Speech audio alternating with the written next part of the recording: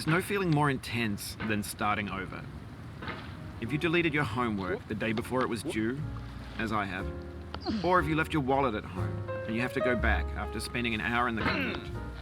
If you won some money at the casino and then put all your winnings on red but it came up black. If you got your best shirt dry cleaned before a wedding and then immediately dropped food on it.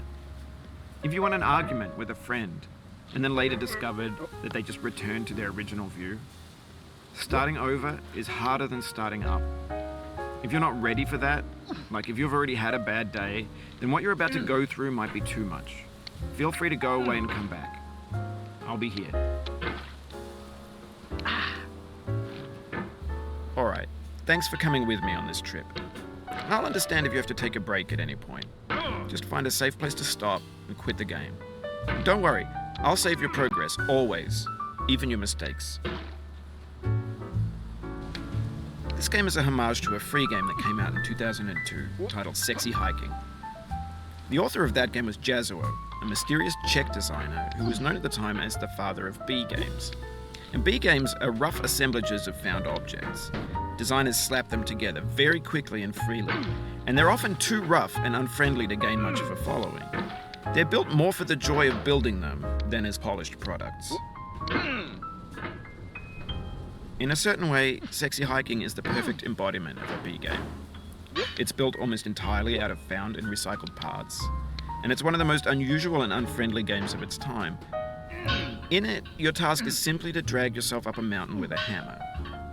And that act of climbing, in the digital world or in real life, has certain essential properties that give the game its flavor. No amount of forward progress is guaranteed.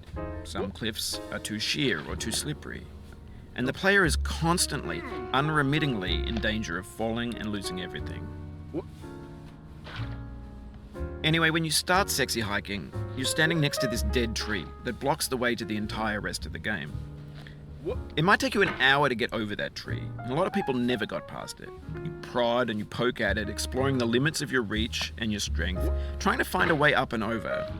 And there's a sense of truth in that lack of compromise. Most obstacles in video game worlds are fake. You can be completely confident in your ability to get through them once you have the correct method or the correct equipment or just by spending enough time. In that sense, every pixelated obstacle in Sexy Hiking is real.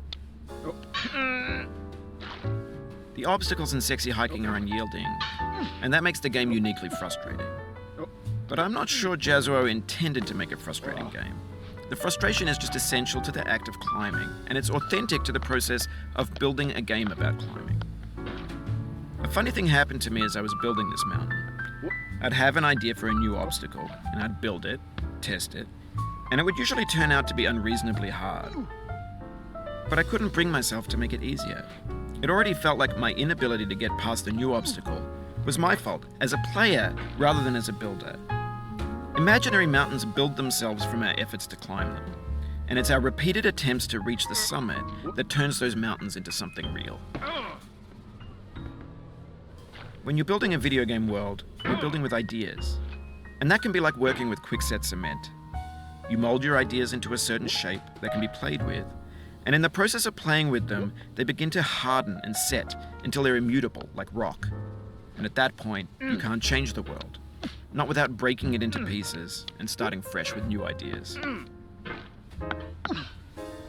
For years now, people have been predicting that games would soon be made out of prefabricated objects, bought in a store and assembled into a world.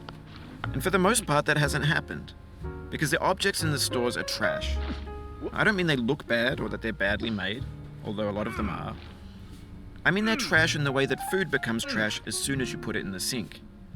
Things are made to be consumed and used in a certain context, and once the moment is gone, they transform into garbage. In the context of technology, those moments pass by in seconds. Over time, we've poured more and more refuse into this vast digital landfill that we call the internet. It now vastly outnumbers and outweighs the things that are fresh and untainted and unused. When everything around us is cultural trash, trash becomes the new medium, the lingua franca of the digital age. And you can build culture out of trash, but only trash culture. B games, B movies, B music, B philosophy.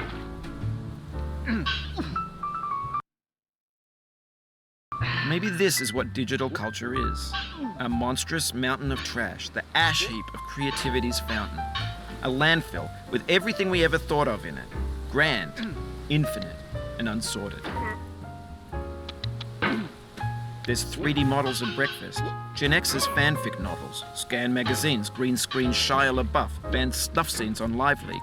Facebook's got lifelike bots with unbranded adverts and candid shots of Kanye and Taylor Swift mashups, car crash epic failed GIFs, Russian dashcam vids, discussions of McRibs, discarded, forgotten, unrecycled, muddled, rotten, untitled. Everything's fresh for about 6 seconds, until some newer thing beckons, and we hit refresh. And there's years of persevering, disappearing into the pile, out of style, out of sight. In this context, it's tempting to make friendly content that's gentle, that lets you churn through it but not earn it. Why make something demanding if it just gets piled up in the landfill, filed in with the bland things? No. When games were new, they wanted a lot from you. Daunting you, taunting you, resetting and delaying you. Players played stoically. Now everyone's turned off by that. They want to burn through it quickly, a quick fix for the fickle, some tricks for the clicks of the feckless. But that's not you, you're an acrobat. You could swallow a baseball bat. Now I know, most likely you're watching this on YouTube or Twitch, while some dude with 10 million views does it for you. Like a baby bird being fed chewed up food. That's culture too. But on the off chance that you're playing this, what I'm saying is, trash is disposable, but maybe it doesn't have to be approachable. What's the feeling like? Are you stressed? I guess you don't hate it if you got this far. Feeling frustrated? It's underrated. An orange is sweet, juicy fruit locked inside a bitter peel. That's not how I feel about a challenge. I only want the bitterness. It's coffee. It's grapefruit. It's licorice.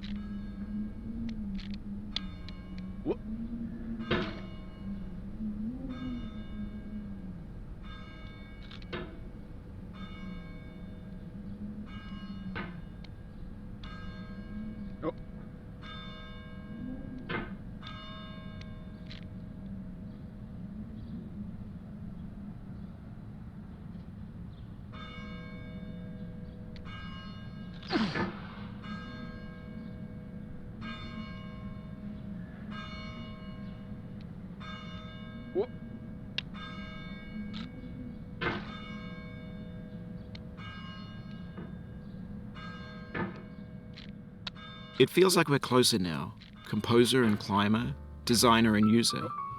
You could have refused, but you didn't. There was something in you that was hidden, that chose to continue.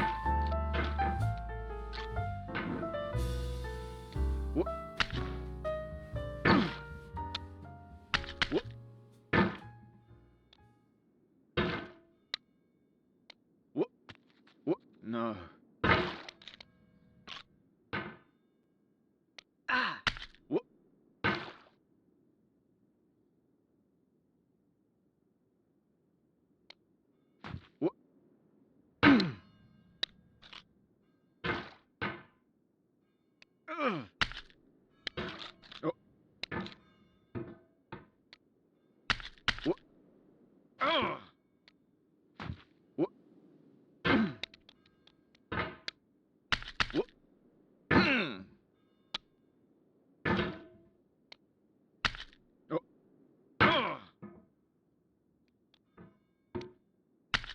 What?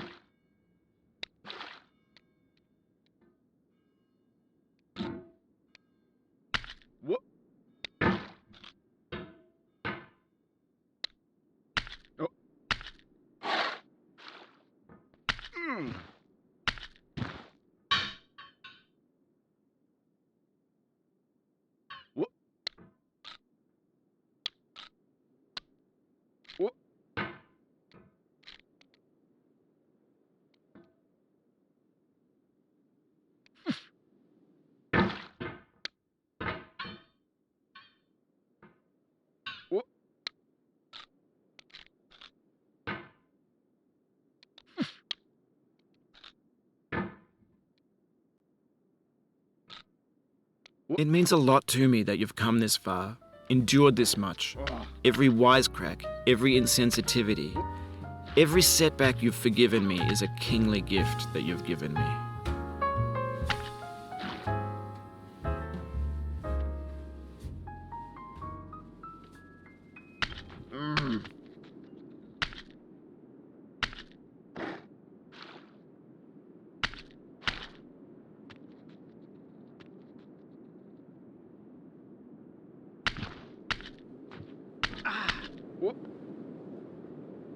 We have the same taste, you and I.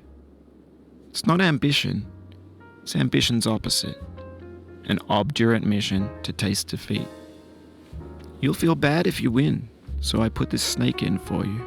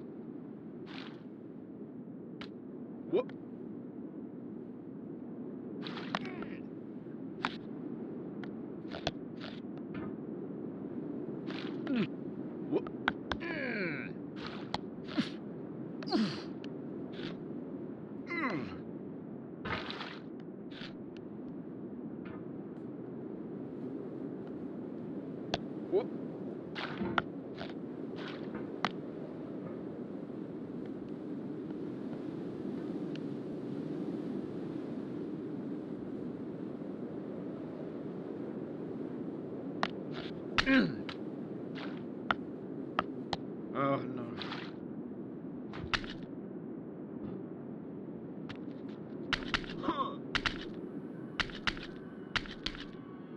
Have you thought about who you are in this? Are you the man in the pot, Diogenes? Are you his hand? Are you the top of his hammer? I think not. Where your hand moves, the hammer may not follow, nor the man, nor the man's hand. In this you're his will, his intent, the embodied resolve in his uphill ascent.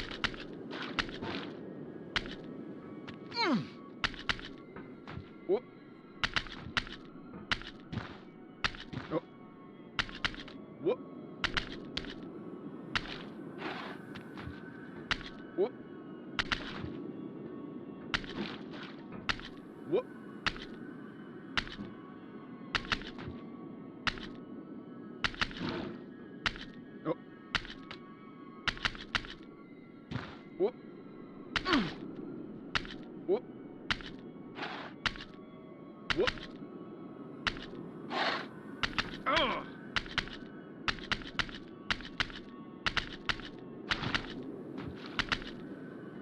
Whoop. Whoop.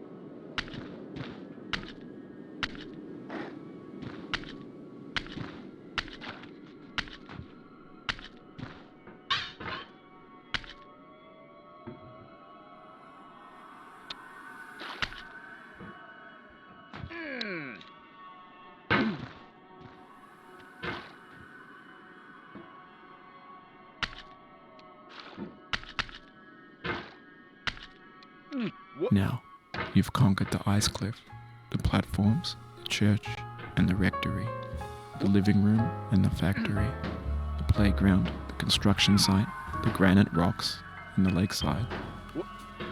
You've learned to hike. No. There's no way left to go but up, and in a moment I'll shut up. But let me say, I'm glad you came. I dedicate this game to you, the one who came this far. I give it to you with all my love. Oh no.